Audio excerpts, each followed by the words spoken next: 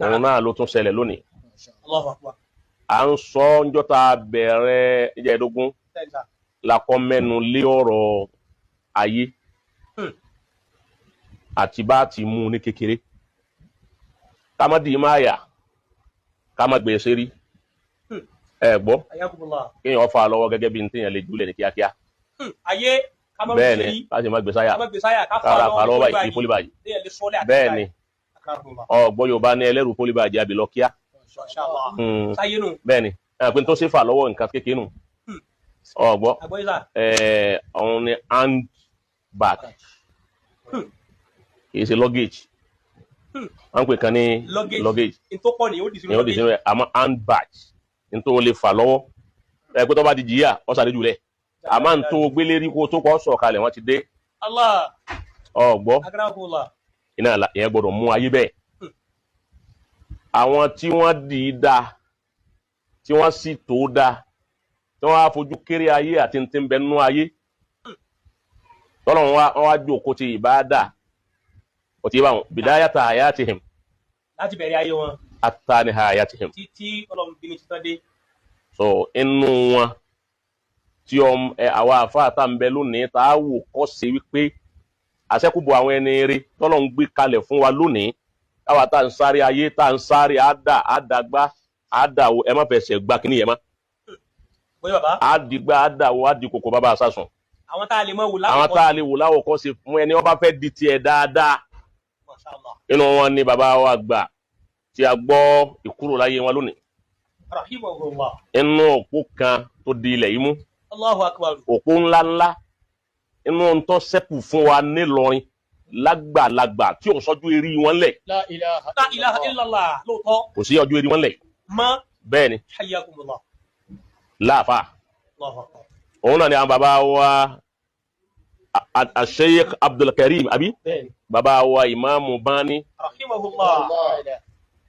tí wọ́n bí bàbá wa almarhum Sheikh Abdulwahab Afanta Rahimahullah. ẹ gbọ́ Na'am. àbáná ju 100 kan ọdún lẹ̀ wọ́n nanu mú 100 kejì kí ti tán ó tó dé lónìí Alhamdulillah. ẹ ọjọ́ tí bàbá náà ti ń lò bọ̀ wá àsọjọ́ Tuesday tòní La ilaha níjọ́ tá a ti dá bàbá ni wọ́n ti kọ déètì ọjọ́ tí wọ́n padà sọ́dọ̀ Ọlọ́run lé wọn lọ́wọ́ ọ̀wá sọ́jọ́ tí èèyàn dá láyé tí ò ní pé Allahu akbar. déètì ọjọ́ bàbá wa Ìmáàmù Bani pé lónìí Allahu akbar. ó wá pé sérí ìbáàdà látìgbà tí wọ́n ti bẹ̀rẹ̀ sẹ̀mí ayé wọn ó sì pé sérí suhudu ó sì pé sérí ìbẹ̀rù Ọlọ́run ó sì pé sérí gbogbo tí ń jẹ́ ìran dáadáa Alhamdulillah. iná ló pé sí wọ́n di ayé náà dáadáa púpọ̀ Allahu akbar. òun ti bí wọ́n ti dì í dáa náà Ọlọ́run tún fàmì wò kàn wọ́n fàdánwò kàn wọ́n òun ní ìtì ọmọ ṣáájú tóun náà ń jọ máa retí ń jẹ́ ní Ọlọ́run ní bàbá wa Fanta àmọ́ náà wá kú láyé lónìí ńgbà mọ gbogbo pé mo gbọ́ nísìnyí ńgbà tí kọ́ sí ìwọ́n náà kọ́ adé kọ́ wá sọ nísìnyí lórí kíní alágbèéká yìí mi ò lò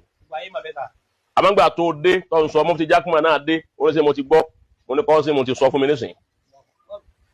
ó wá ṣe dédé ọ̀rọ̀ kan tá a fa olórin kọ wípé Ṣáókí lọ́kọrin náà khuliqna lil hayati wa lil mamati mati ìjánásì wa min hadhaini kullu al hadithati àti ń tá a dá wa fún òun ni ká wáyé wá lò wa lil mamati ká sì padà síbi àti wá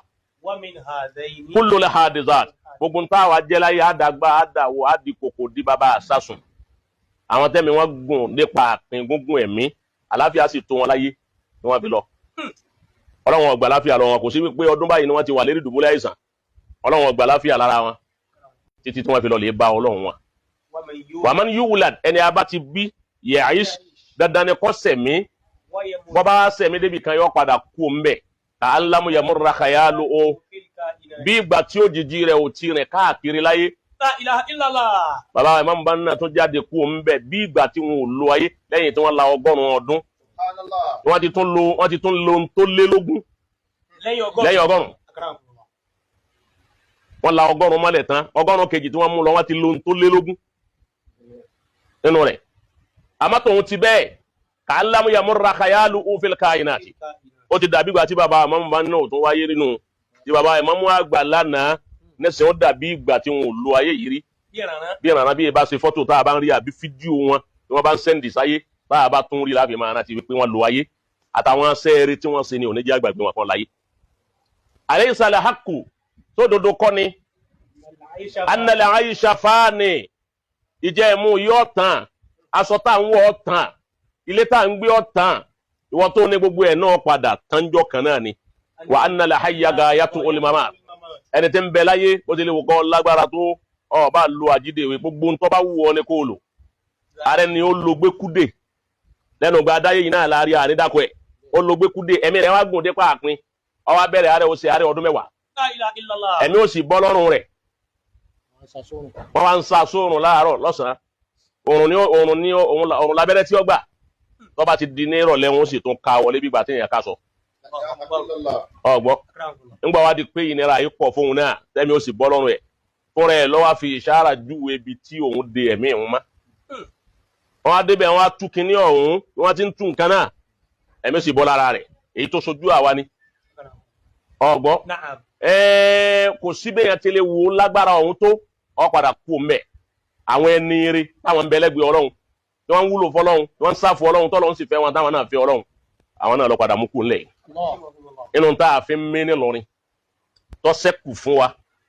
ní baba wa Imam Bani ọlọ́mọsá wọlá al-Qur'an mọ́sá wọlá nabi Muhammad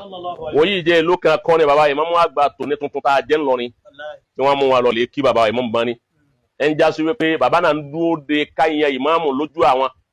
ọlọ́run ń dúró de káyìn ìmáàmù lójú wọn wọ́n á já sí wípé baba Imam àgbà ọgbà àdúrà lẹ́nu al-mutaqaddimi